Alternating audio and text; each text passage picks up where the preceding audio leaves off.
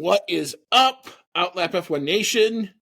This is season 6. This will be episode number 17. Just want to make sure we got that right. Of the Outlap F1 podcast. It's our 2024 Monaco Grand Prix and also the Indy 500 preview show. You've got Andy, and I'm along with my typical preview co-host, Cody, tonight. Cody is back from doing God's work and making sure everyone in the Midwest region had power. So we thank him for doing God's work last night in all of the storms. We're happy to see that you survived okay, that you all have power. But how you doing otherwise?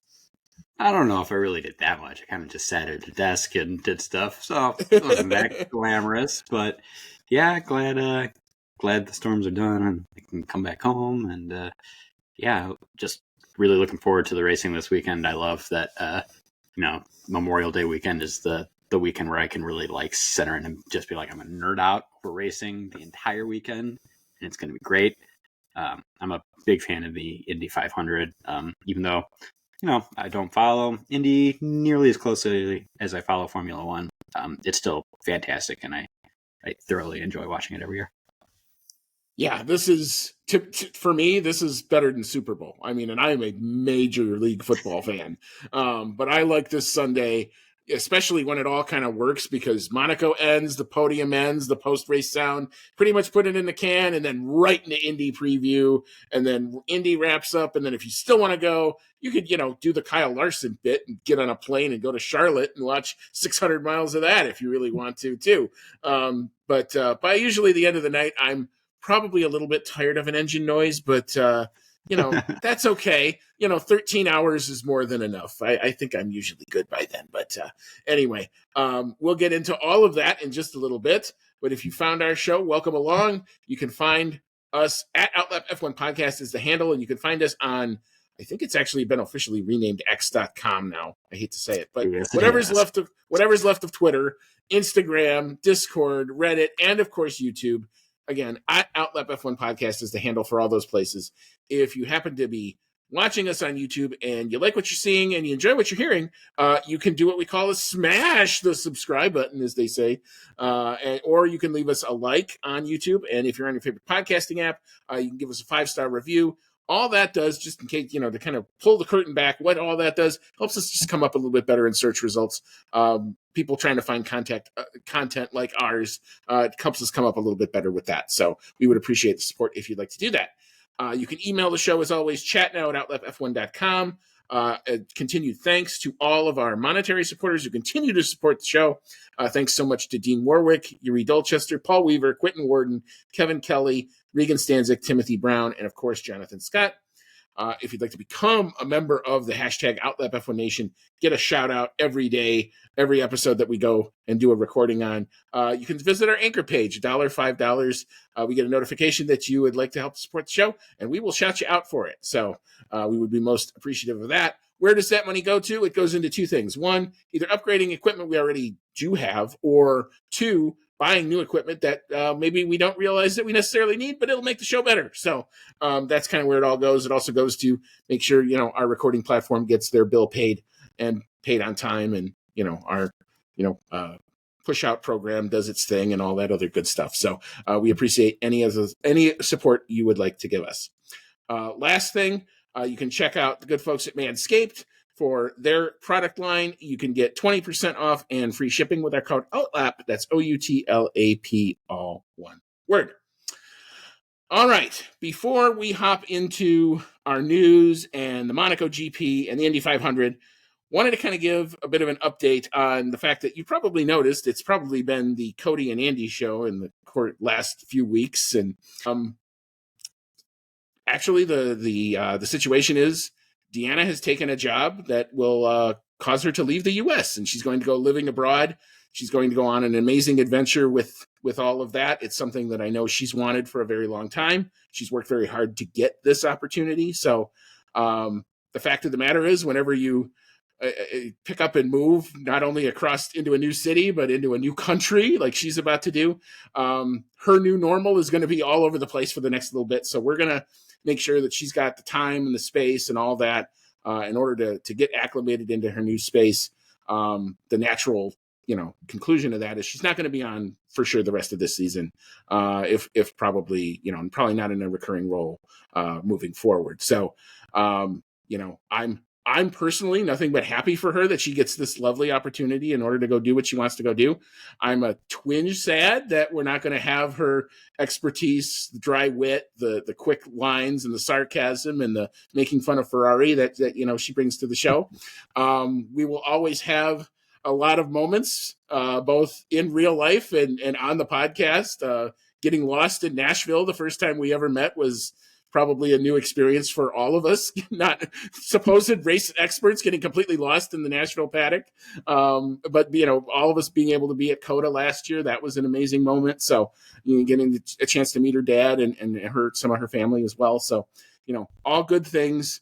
We wish Deanna nothing but the best. And as I've said, when, James and John had to kind of move on from the show a little bit, there is always an open mic and an open seat anytime any of them want one. All they have to do is shoot me a message and we'll make that happen. So, and I'm confident that our paths are going to cross again. It may just inspire me to do the whole, some of my bucket list stuff in the future. So we shall definitely be meeting again, but I wanted to wish Dee all of the best moving forward. So we are going to now hop into our news segment as we get primed and ready to go for the Monaco GP and the Indy 500 as well. Believe it or not, for a quick turnaround, there actually was a little bit of drama going on, especially in the world of Andretti. We have two stories that are kind of intertwined and interconnected. So story one, if you think the Andretti bid is not being taken seriously by the Andretti people, think again, because they've gone and went out, like we said when they signed Cadillac as an engine OEM, that was a pretty big bat. Well, they went and got another big bat. They've gone and hired Pat Simmons. That's right, that Pat Simmons, as in, the guy who crafted these technical regulations from FOM. That Pat Simmons, yeah. So he is leaving his position as the F1 Chief Technical Officer to join Andretti Cadillac, following, of course, a gardening leave in pursuit in pursuit of entering the FIA Formula One World Championship. He's joining Andretti as an executive engineering consultant, and Andretti continues to push for its F1 bid, air quote, at pace. Love that terminology, by the way. Cody, what's your thought on this one? This is a major get for the folks at Andretti.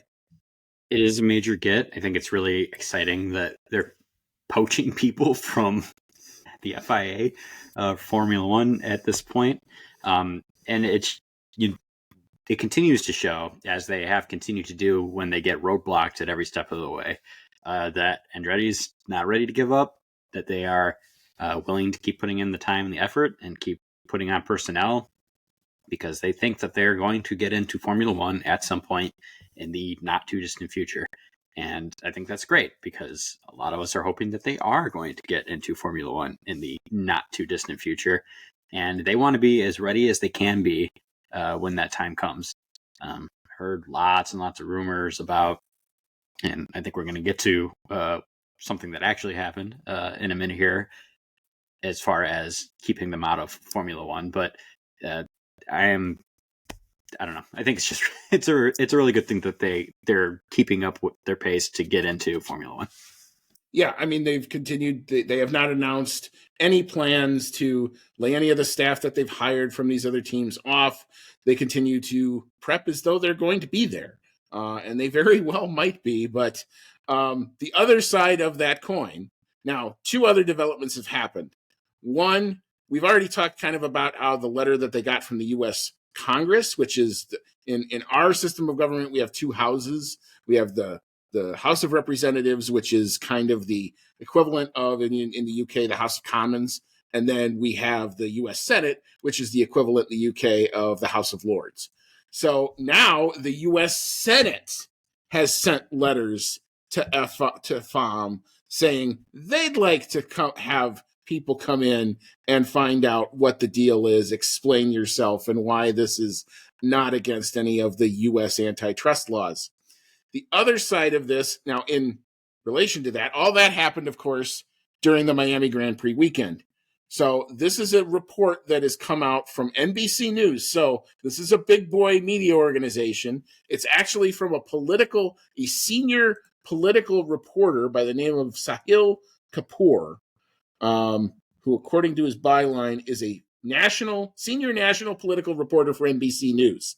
Why was he there? Because one of the former presidents was at the race in Miami and had a presence. So I assume he was there to get this. And oh, by the way, he happened to run into one Mario Andretti, who, according to now Andretti, was saying an almost altercation occurred between Liberty CEO Greg Maffei and Mario Andretti on the Saturday of the Miami GP weekend at the Palm Club at a, quote, invitation-only breakfast reception. Per Mario, Greg said, quote, or he was trying to explain to Greg, quote, I was asked to go there, referring to the letter from Congress. And just as I was trying to explain that to Stefano Domenicali, who was also there, Greg Maffei broke into the conversation and said, Mario, I want to tell you that I will do everything in my power to see that Michael never enters Formula One. Oi. We are now entering what I would like to call the realm of the strange, the surreal, and now we're into a measuring contest, at which point no one is going to win. Yick. Cody, what's your take on this? This is just, the more I read on this, the more unreal it seems. Yeah, assuming that that's how it all went down, it is pretty insane to think that you have the CEO of Liberty Media, who is, running the show for Formula One, quite literally the show part of it at this point, saying that they're going to do everything in their power to keep Andretti out, is pretty much a line in the sand saying, yeah, you're not going to cross that. You're never getting into this. We're going to make sure it doesn't happen, which is very direct considering everything that we've seen leading up to this, which is kind of putzing around, trying to find reasons why Andretti can't come in, saying, oh, we don't think you're going to bring any value to the sport. Oh, we don't think you're going to be able to get up to speed for these regulations. And we're heading into new regulations soon. So maybe we'll invite you then. I don't know. Yeah, this is now just moving past all that and pretty much saying, look, we don't like you for whatever reason, and we don't want you here. And that's pretty awful, in my opinion. I still continue to not understand what the big deal is about having an 11th team on the grid, other than you have to now split your pie differently and get a little less money than you were getting before, I think. And considering for maybe a year. Yeah, for maybe a year. I mean, Formula One is very popular right now. I think it would serve your popularity well to bring in more talent and more teams. And yeah, considering with this, new Concord agreement that they're going to be doing soon, that what is it? They call it an anti-dilution fund that Andretti would have to pay into to get into the sport, which is probably going to skyrocket anyway. Like, they're all going to get their money and be happy. So I don't see what the big holdup is anymore. Yeah, I mean, if this has become a tit for tat, international almost number measuring contest between people with lots and lots and lots of money, it's part of the worst part of F1 culture kind of coming out.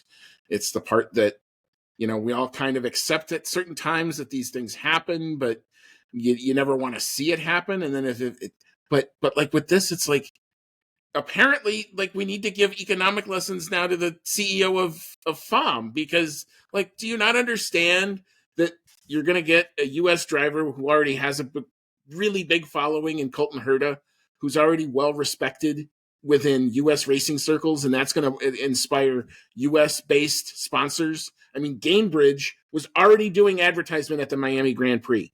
You're going to have that on the side of his car easy on day one. Those sponsorship agreements, I think, have already been pretty much all approved and all are ready to go. So it's not a money thing. And if now we're getting I read this and I think of three words right off the bat. I think arbitrary, capricious, and just stupid and short-sighted. It just drives me crazy that we're even into this. But Andretti obviously isn't taking any crap from anybody. They just went out and hired Pat Simmons. Oh, by the way, the Pat Simmons from FOM.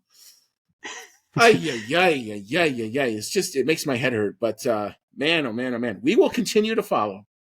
All of this is now going to turn into, it's going to end in like a soap opera style, I'm pretty sure. And the other thing I want to see is I want to see Andretti build a car and actually take it out to like, Road America and break lap records with the damn thing.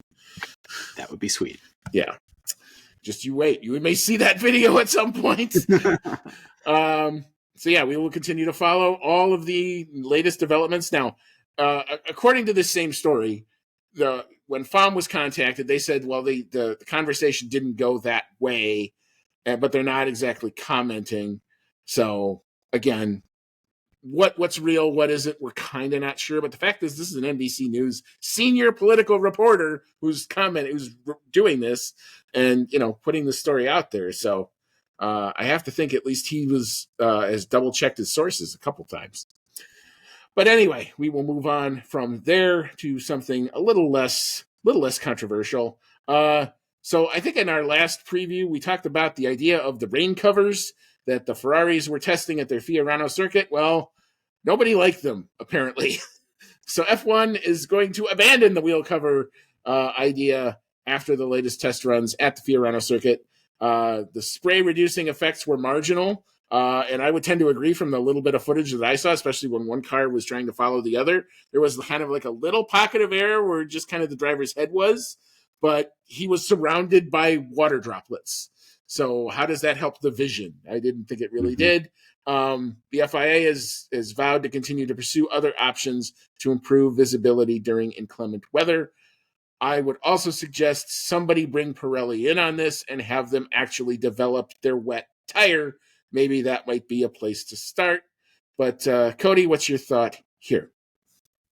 Yeah, I think the tire would be a great place to start, considering that's what's making that spray ultimately in the first place. I was reading too that they pretty much purposely made those wheel covers that we saw, the spray covers, as ridiculous and over the top as possible to pretty much go for a maximum. Like if we pulled out all the stops and really, really covered up the wheels, how much effect can we expect to see? And yeah, the answer was that they didn't see enough of a reduction in the spray to make what they wanted to see for improvements of visibility.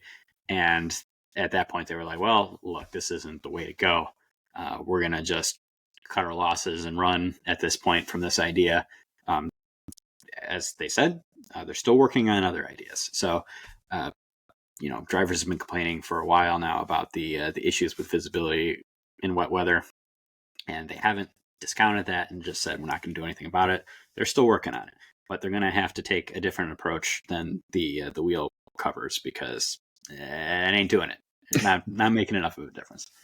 Yeah. And like I said, the little bit of footage that I saw, I still saw a lot of spray from the lead car.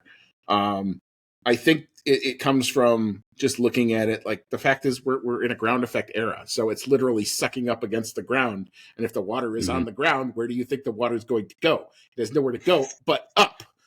And that's kind of what I think we're seeing. I do think the ultimate answer is some way to channel the water or try to affect where it would go in a rain setup. It's probably going to take maybe some sort of a compromise between maybe the teams have to run a rain spec wing or something like that to actually really put that in there, which I know no team is going to want to do, especially in the cost cap era, because that's another piece of part that you have to develop for maybe 2-3 races a year. And maybe you don't end up using the damn thing at all in the course of a season. So, there's a lot of hurdles, but at least they're all understanding that, hey, look, this is a problem. We want to fix it. So yeah, another thing we will continue to monitor. I thought this was at least a good faith attempt. I definitely thought, as you did, that these were definitely over the top solutions. They were more than simple mud flaps, which is kind of what I thought we were going to get when they first announced it. So we'll have to see kind of where this goes. But I am just a tiny bit disappointed that we're not going to see these in use at all, because I wanted to see what an in-race pit stop would look like with these things. Like, do they put them on with the wheels? Do they put them on after the wheels? Like, how much time does it actually cost? How quickly can they do that? That would have been I would assume interesting the to see. cover would have had to have been on the tire itself. Like, I assume when they go to pick up the tire, it would have the cover on it, and you could only then, I don't know. We'll never see it, unfortunately. Yeah, Of like, what happens when you go to mount it, and what does that do to then maybe that whole pit stop? Because I mean, usually when you go from dry to wet, it's usually maybe a 3-4 second pit stop. It's not usually the lightning under 2 seconds that you tend to see, because there's some, you know, changes in ride heights and stuff that you have to change because the tires are literally a different size. But yeah, we'll see what they come up with. These are smart people. I just think there hasn't been enough attention to this over the course of the years, over these many years that we've been doing it. If you actually put attention to it, you put the engineering know-how that you have at your disposal, someone is going to solve this and make rain racing viable. All right. So as we turn our focus to the weekend itself, the big story about the actual weekend is my team, McLaren, is going to be running a pretty epic special livery. I think it was teased by Chris Medland even last week. I think they made it available to the media last week before the Imola GP, but now it's been revealed to everybody. A Ayrton Senna tribute livery in the style of a Brazilian flag. I thought that actually the livery itself, pretty damn impressive, if I'm being honest with you. Not quite as epic as the Gulf Baby Blue that I have on my here and hat and 3 different pictures that I have hanging on my walls about, but it's close. If you're going to do a Brazilian flag livery, this is a way to do it, and I thought it was very well done. Believe it or not, I actually think this was better than even some of the renderings that were out on the web about something similar. But yeah, it's going to be epic. Both Oscar and Lando will be running it all weekend. The team is garbed in this yellow and green race suits and everything else. So yeah, they're going full Ayrton Senna for the Monaco weekend. Cody, what are your thoughts on the special livery? Ferrari, this is how you do a special livery. It does look really cool, and yeah, it's awesome to get like a real deal special livery, all different colors. Very cool. After we got teased with the Ferrari throwback livery of the car being blue, and then we got these little teeny tiny stripes. So the Brazilian flag idea is really cool. It is a good homage to Ayrton Senna. It's almost a little disappointing that we don't have any Brazilian drivers on the grid right now. I think it would be perfect for a Brazilian driver to be driving a car with their colors. Alas, we'll have to take a Brit and an Aussie sporting the colors, but it is a really good livery, an excellent homage, and I would say probably my second favorite special livery that they've done right after this one. I think that one was the coolest one. Yeah, my other favorite special livery that I've seen so far was when Red Bull did the white car for Japan. For Japan, yeah, or what should have been Japan. I think I was missing from the calendar that year. I think it ended up being in Turkey. Yeah. But I thought that was really cool. But yeah, this one is definitely way up there. Colors are great, and yeah, looking forward to seeing it on the track. Yeah, especially if it turns into a race winning car, I may end up with another addition to my my Hall of Victory here that I'm slowly starting to build. But it's fun because the team is good, and that's what makes it exciting. But anyway, we are going to focus now on the actual Monaco GP proper. We're going to take a quick break. We'll re-rack, but we'll get into the track facts of this historic circuit that really has not changed over almost 100 years worth of cars going around it.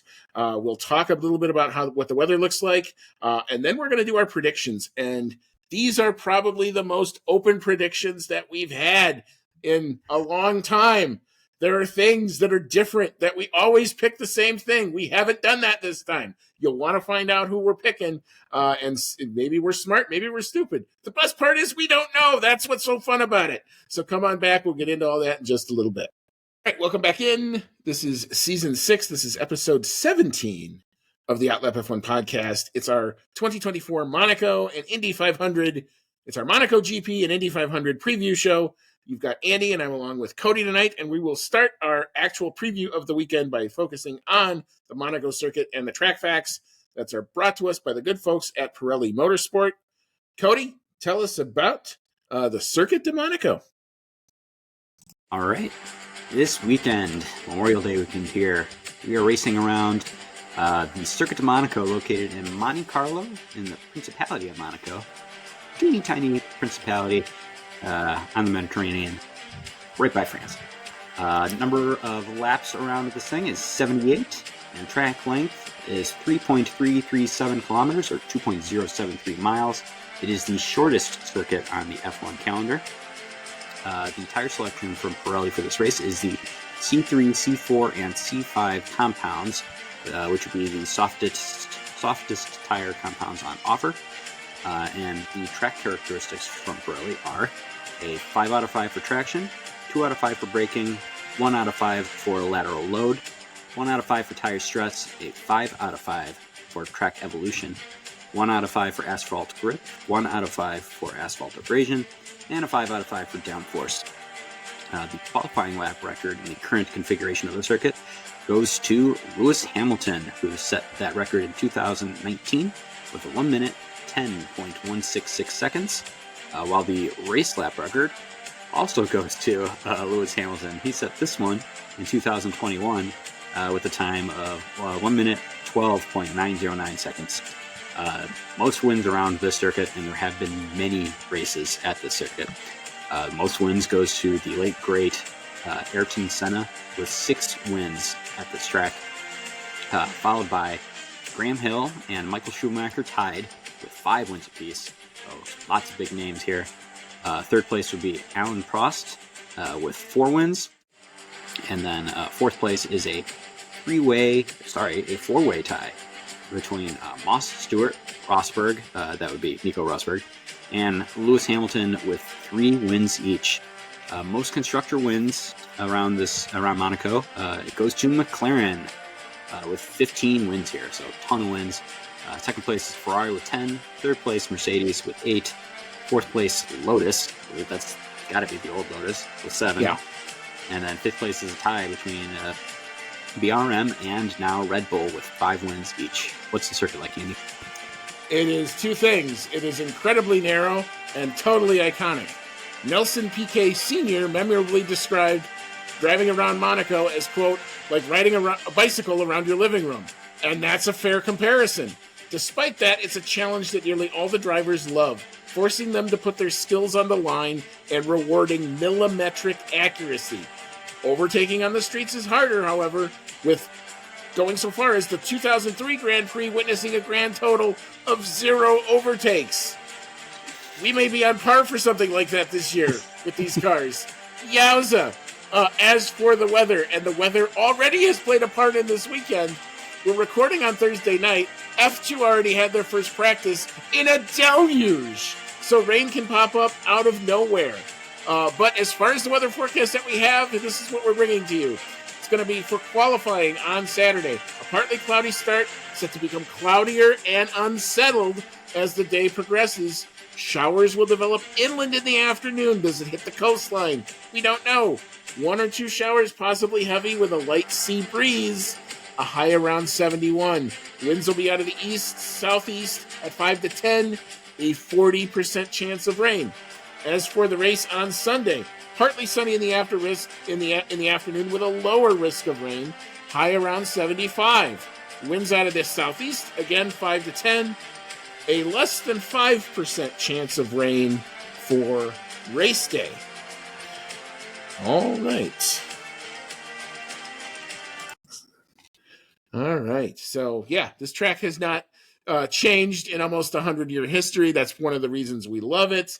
You're basically going around the entire town, the entire principality, like you said, Cody. It's surrounded by France. In fact, a lot of what you see is actual France around it. But yeah, it's an iconic circuit. I hope they change. I've always said I would love to see a special Monaco spec car.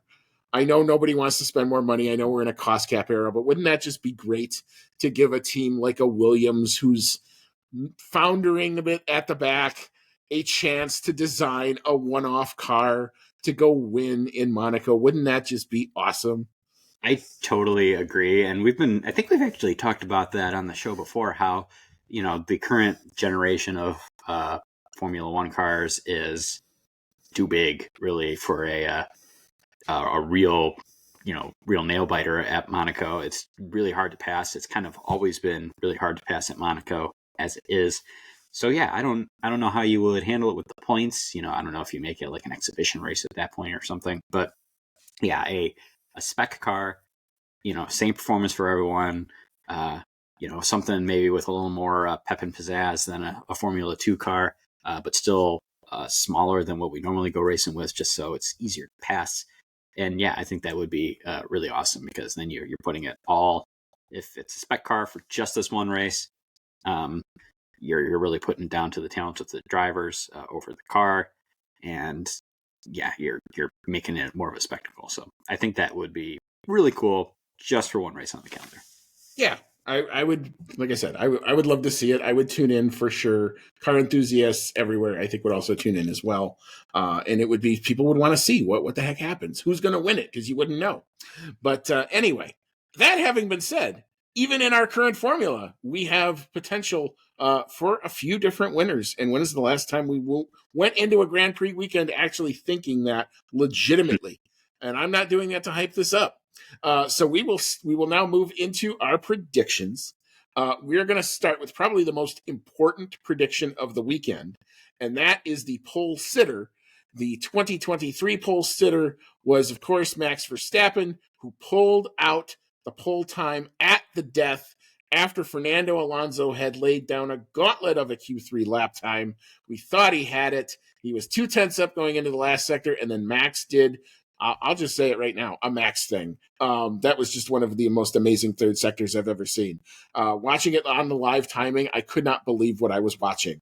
It was just purple, purple, purple, purple, and then he just shot up the timing charts. An amazing third sector. I've seen reels of it. Pump that into my veins all weekend long. But anyway, who do you have, Cody, for your pole sitter for this weekend's Monaco GP? I am going to go with a repeat. I'm going with Max Verstappen. I do have to say that the qualifying last year was probably the most excited I've ever been during qualifying, and the most disappointed I've ever been, because I wanted Alonso to have that pole so bad.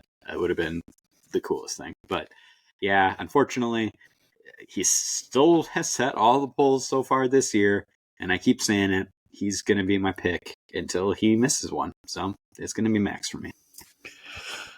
All right. Well, this is the first time I think we're actually going to differ here. I think every race this season I have just covered this, figured I'll take the free point, but I'm in my baby McLaren blues. I'm feeling the love, the Ayrton Senna livery. I think something special going to be on the cards. I think McLaren figures out to get that last 0.78 hundredths of a second.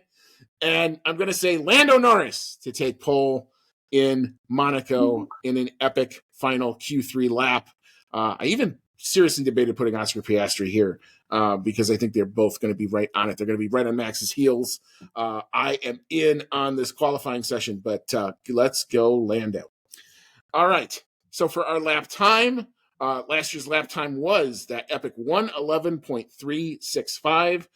Cody, what you got for a lap time?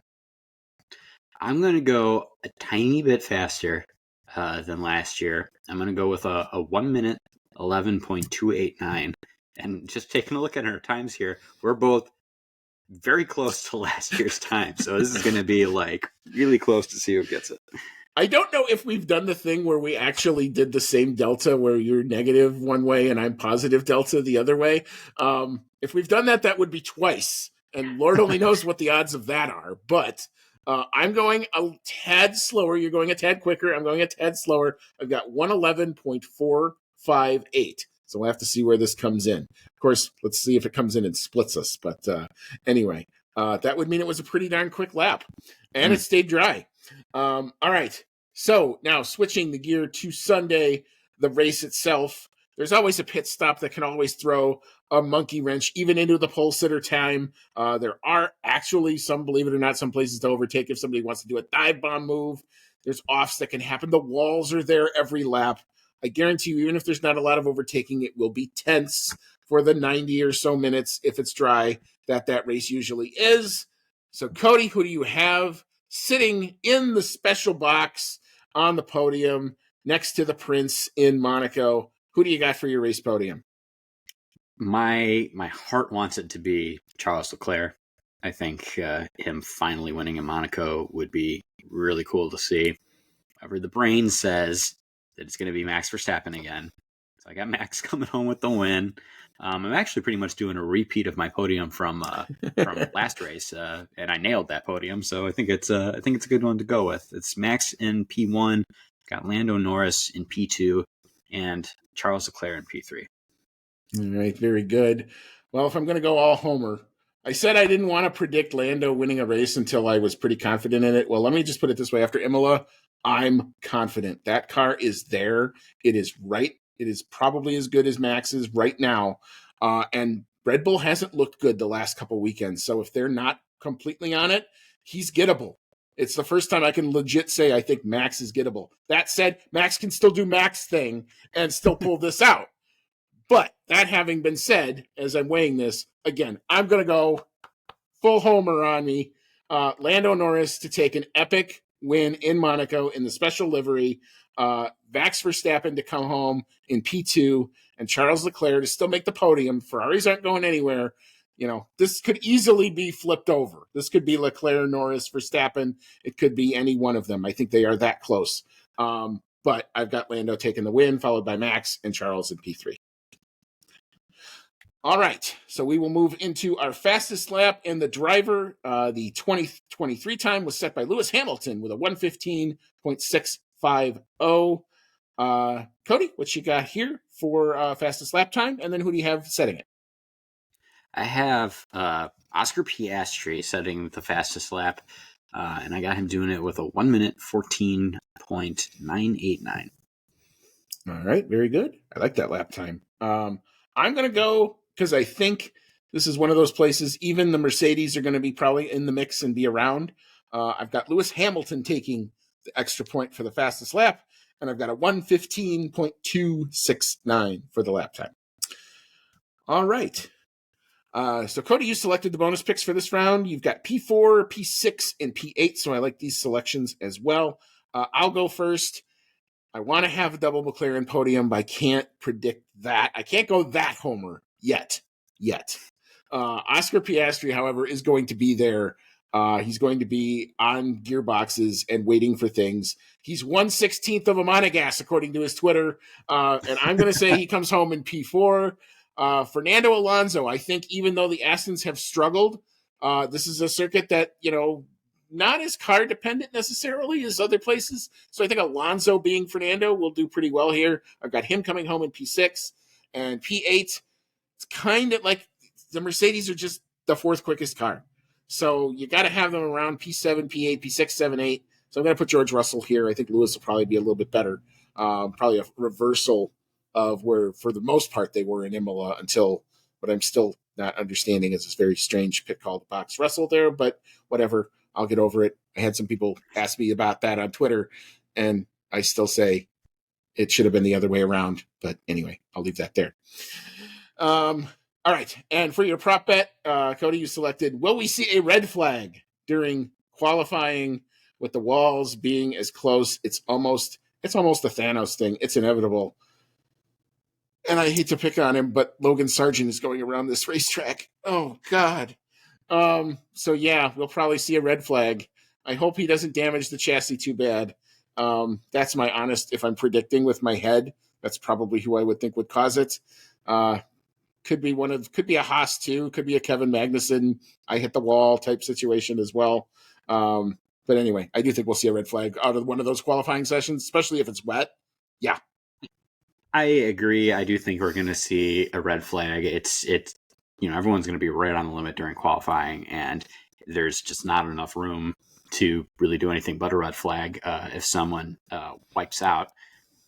So I'm agreeing with you. I do think we're going to get a red flag, and even though you didn't want to hear them, we'll give you my bonus picks. Oh, I hell. sorry, I'm I'm just teasing. sorry. No, it's all good.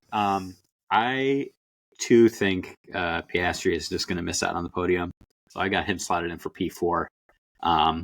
It will be really funny though if we do get a McLaren double podium, because then you're going to go full homer for like everything from here on out. I have Hamilton in P6.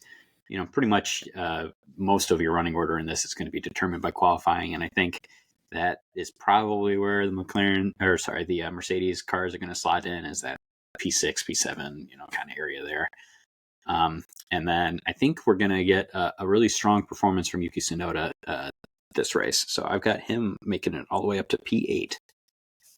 All right, very good. And we'll enter those. Those did get submitted on time. That was my fault. Bad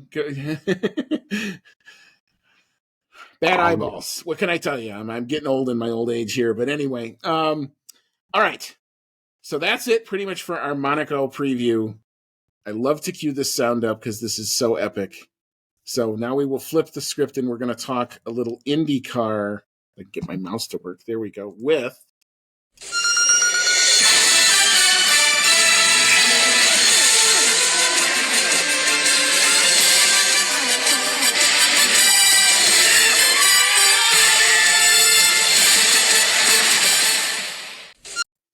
NBC Eat Your Heart Out. That no matter what, as good as the NBC production is at that race, that intro, that's Indy. That's my youth right there. Oh, love it.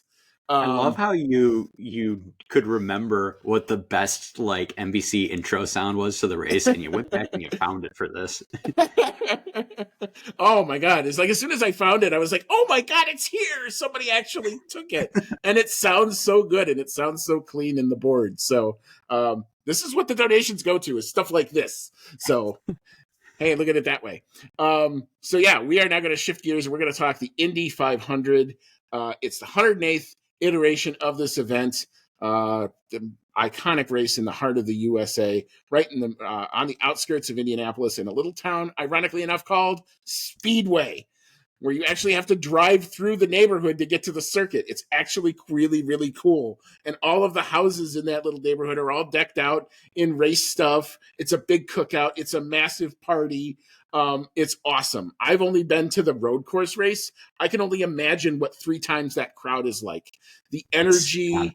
Great time to make money on parking in the driveway. My God, yes. I'm sure that covers, like, if they have mortgages, I'm sure they're paid for by that. That's what I would do. But anyway, they have been circulating around there. They've already been there for a couple of weeks. They've done all the practicing. Last weekend was the epic qualifying. And of course, the thing that makes the Indy 500 unique is it's not just one lap. You got to do this qualifying for 4 laps, and it's an average of your aggregate time. And let's just put it this way. Scott McLaughlin, who is on pole, that was quick. Wow. 234.220 miles per hour. To put that into context for those of you in the UK, that's 376.940 kilometers an hour. Woo! Penske, who has been under fire in IndyCar for their air quote push to pass scandal, has come out in the Indy trim, Indy 500 trim, and has only locked out the whole front row. McLaughlin, Will Power, and Joseph Newgarden will be on the front row for that race. If you're looking for a NASCAR connection to this race, Kyle Larson, who has been in NASCAR. He's been in some sprint midget competitions. He races in something in the U.S. called the Chili Bowl, which is one of the first events of the season early in January, and usually wins the modified class there. Put him in anything, and he's fast. Guess what? He's pretty fast here, too. He qualified on his first attempt here doing this to do the double. He's going to have an 1,100-mile day if everything goes according to schedule. He starts the Indy 500 from 5th in the Arrow McLaren. Collaboration with Hendrick Motorsports. Jeff Gordon was there watching all of it. So that is a angle If you're into some ex-F1 drivers who are going to be there, Marcus Ericsson will be racing for Andretti. He had some drama, almost not making the race because qualifying for the Indy 500 is probably the most democratic. It's the top 33 times. That's it. It doesn't matter who you are. You could have won this race 4 times. They don't care. If you're not one of the 33 fastest, you go home. If you can remember from a few years ago, we had a nobody team by the name of Juncos Racing and Kyle Kaiser knock out Fernando Alonso, 2-time world champion. He had to watch that race on the sideline, even though he was trying to win the Triple Crown. So there's that angle as well. But Marcus Ericsson, who had some drama, made it in on the last chance day, even after almost screwing up his one other qualifying attempt by lifting off on the 3rd lap with his team having to tell him, keep going, keep going. So that was dramatic, like it always is.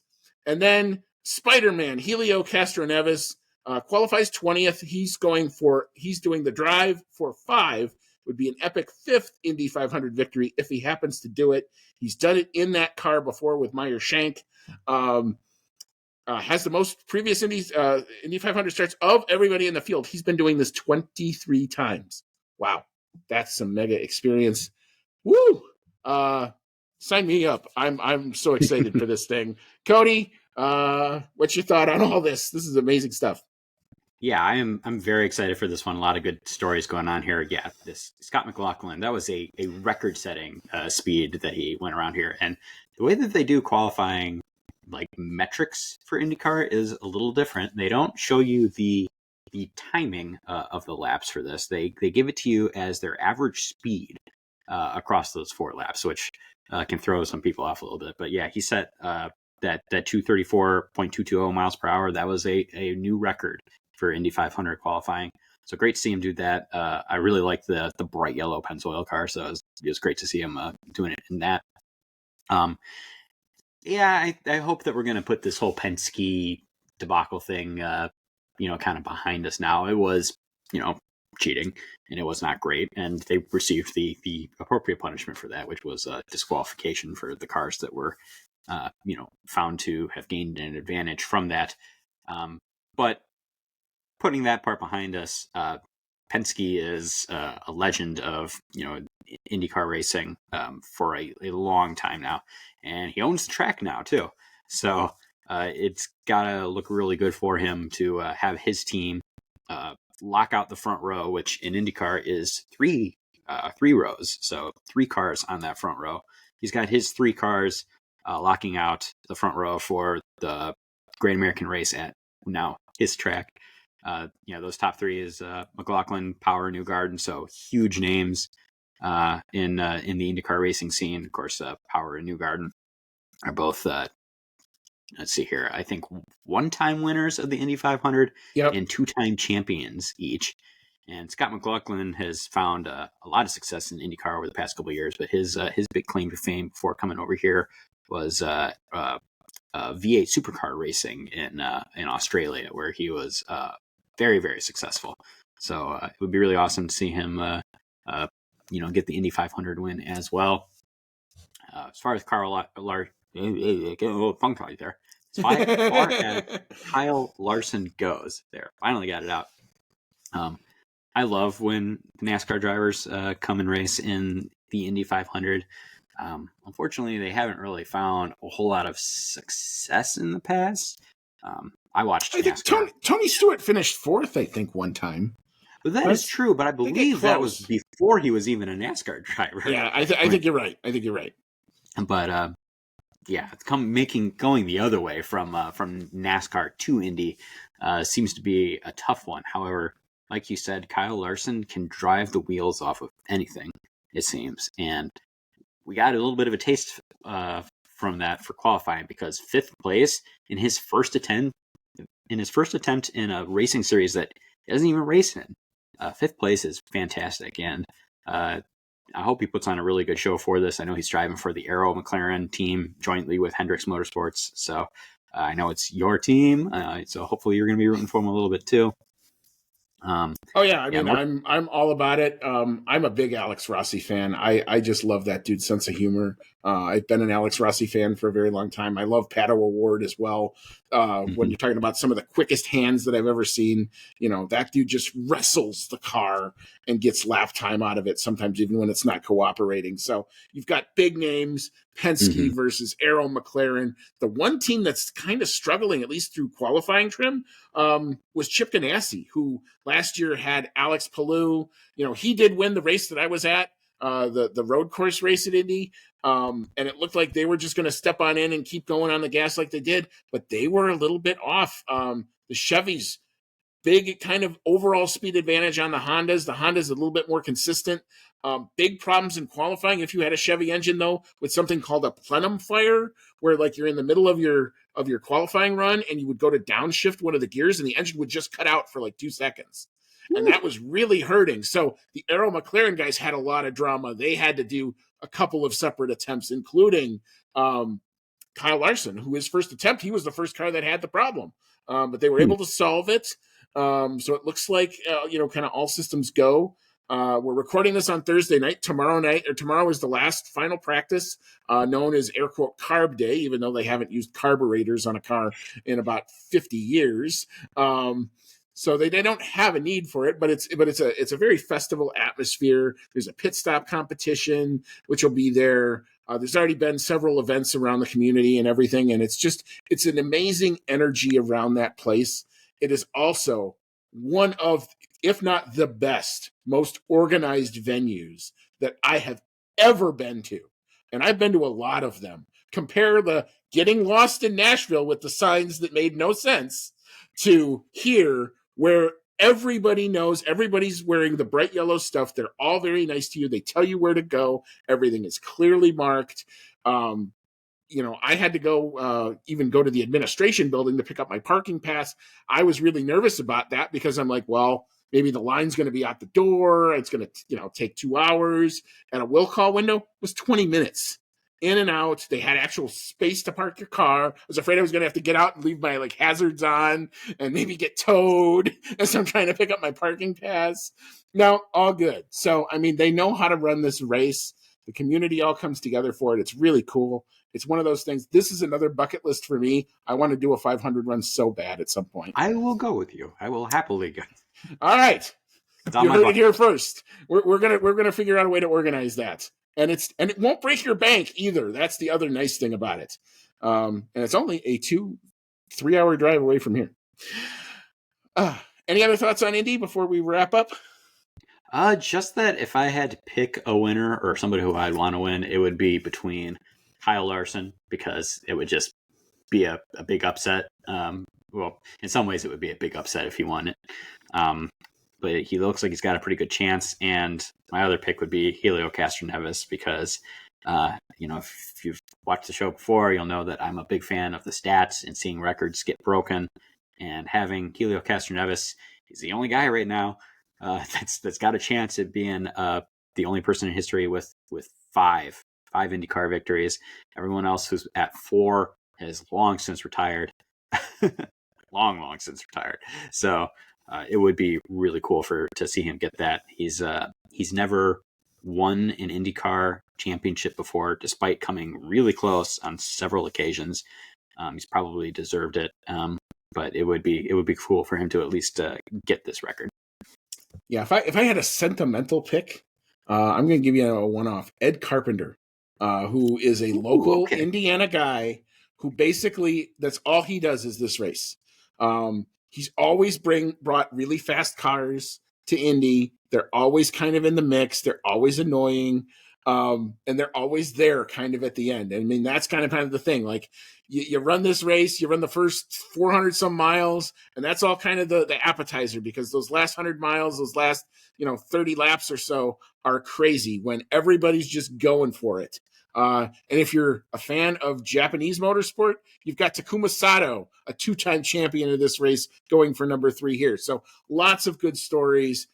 You really don't have any other than, maybe if you're still mad at the Penske guys. There was one guy who every time Joseph Newgarden would come by when we were there would make it a point of flipping him off, which I thought was absolutely hilarious. The video I posted, you can see him. Like, that's what he's doing. Like, the race is starting and he's flipping people off. He's flipping Joseph Newgarden off because of the Penske push to pass thing. But it was definitely a major talking point, at least at the race that I was at. I'm hoping we can start to kind of move on. IndyCar as a series really needs it to move on, because there's a lot of good, and I've always said this about going to IndyCar races. If you're trying to learn how to go to a race and how an event works, that's the place to do it. You're not going to break your bank. The paddock's usually open. You can get paddock passes. You can get right up to almost touch the dang cars. And they love to talk to you. Like, you can talk to the chief engineer, Ed Andretti, or if Zach Brown happens to be there, you can go tap him on the shoulder and say hi. And it's cool. And they will not escort you away like they will in an F1 race. Let's put it that way. So anyway, totally looking forward to it. And if you're in the UK, I'll give you a bit of an insider tip. I just found this out. The race is actually going to be free to air on the Sky Sports F1 YouTube channel, commercial free. Now, and you're saying now everyone in the US just goes, well, how do I get that? There are ways. Talk to someone in tech. There's a way to do it. I'm going to do it. 3 little letters. VPN. Magic things. Anyway. Yeah. Well, give me all the credit you want. If more people watch it because of that, I'll take the credit for it. But anyway, last thing before we head on out is just kind of when and where to watch your Monaco GP race coverage this weekend. Free practice 1 kicks off about 9 hours from now. 8:30 a.m. or 7:30 a.m. Eastern. ESPN 2. Free practice 2. 11 a.m. Eastern. ESPN 2. Free practice 3. 6:30 a.m. Eastern. ESPN 2. Qualifying. Appointment television. Saturday, 10 a.m. Eastern, ESPN, big channel there. And the race itself will air 9 a.m. Eastern on big ABC, just like Miami did. So free to air in the U.S., commercial-free coverage. And if you're looking for Indy 500, we talked about where to find it in the UK. You can also kind of find it there in the U.S. if you're so inclined. But if you want to be normal about it, it will be also free to air. NBC and Peacock are your places to go, assuming that there's no rain. I did look at some of the long-term forecasts. It does look a little bit icky. It may even get delayed, so maybe, put up some popcorn or go make your barbecue or do whatever it is you're going to do this weekend. The good news is, unlike in Formula One, if it does get rained out on Sunday, the Monday forecast looks pretty good. They will all come back and run the full race on Monday if they get delayed, or they'll pick up from wherever they left off if it's not official. They got to go halfway plus 1. So 101 laps gets you an official race at Indy. So, we're going to follow all that. Cody, any final thoughts before we hop on out for the night? Just that I love that this is on Memorial Day weekend, because if IndyCar does get rained out on Sunday, and I checked the forecast too, it looks like there's a pretty good chance they're supposed to get some pretty nasty weather around there. We're all still off on Monday, so it'd be a great time to watch the race too. Yep. So we'll be back after all of this action happens, whether it's Sunday or Monday. I'm not exactly sure when we're going to do it, but we will hash all of that out. So enjoy this weekend. It is Memorial Day weekend in the U.S., so there is a reason that we have that day off. Make it a point of saying thank you to someone in a uniform. That's probably a good thing to go do. Enjoy this weekend. Happy summertime. Happy Super Bowl weekend for you race fans. Enjoy the 13 straight hours of coverage, maybe. But anyway, enjoy. We'll be back to recap it all. And as always, may all your laps be fast.